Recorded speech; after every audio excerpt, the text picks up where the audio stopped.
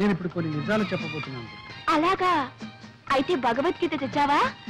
దేవుని మీద ప్రమాణం చేసి నేనంతా నిజమే చెప్తాను, అబద్ధం చెప్పను అని ప్రమాణం చేయాలి. తమాషా కాదు దుర్గా, నా మాట విను.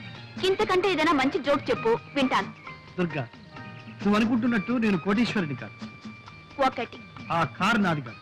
2 నేనుంటున్న బంగ్లా నాది కాదు. 3 చాలు చాలు చాలు. ఇక నేను చెప్తాను. ఈ షర్ట్ నీది కాదు, ఉమ్, ఈ ప్యాంట్ నీది కాదు, ఉమ్, ఈ బూట్లు నీవి కావు. ఉమ్. అసలు నీ పేరు ప్రసాద్ కాదు, మరి నీ పేరు అప్పల స్వామి. అది కాదు నా పేరు దుర్గ కాదు, నా పేరు అప్పలమ్మ. దుర్గా, నీకంతా నవ్వులాటగా ఉంది కదా. ప్రసాద్, ఇంతవరకు కానివేమిటో చెప్పుకున్నావు, ఇప్పుడు ఆయనవేమిటో నేను చెప్పనా?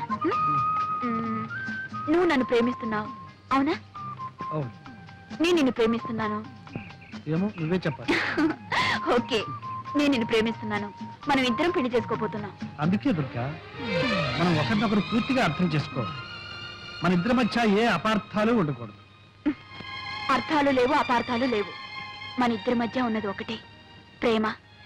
అది ఉండి ఏది లేకపోయినా డోంట్ కేర్. దుర్గా, నేను చెప్పేది నువ్వు నమ్మడం లేదు. అంతా జోక్యం తోసి పారేస్తున్నావు. అబ్బే, పారేటల్లా మూట కట్టుకుని భద్రంగా గుండెలో దాచుకుని ఇంటికి తీసుకెళ్తాను. ఏయ్,